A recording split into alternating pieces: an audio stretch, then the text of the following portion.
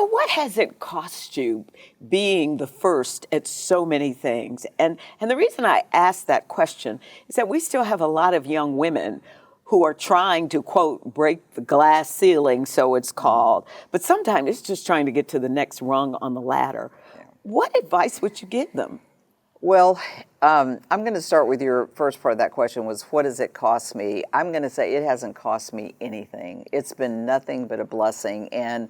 But I'm very fortunate in a couple regards that I think are interesting for young women, because I say that and I feel very grateful and very fortunate, because the battle is by no means won. I mean, women are working very hard to get what they get today. And we all know what it takes to have a family and move up.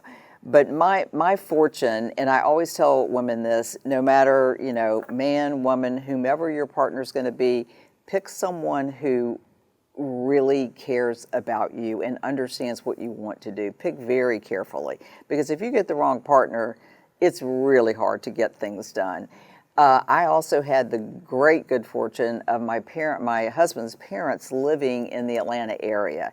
And let me tell you, if I took my kid, I have two children, a son and a daughter, and the first 3 or 4 ear infections, I'm leaving work and taking them. Oh my gosh, they've got an ear infection, what's going on? By the time they had the 7th or 8th, it's like calling up the grandparents, can you go pick up so-and-so because there's another ear infection?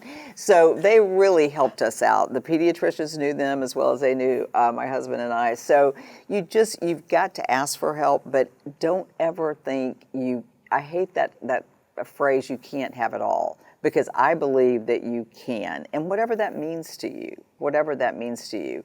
And I'll tell you another thing that I think you will appreciate. Once I got the role at Churches, being president, it felt like 2 days afterwards, I got a call from Ann Kramer and Jane Smith. You know both of them. Yes. And Jane, I know, has moved on from us. They called me and wanted to have lunch. And they said, okay, you're the only woman with a title. You must get involved in the community, and here's what you must do.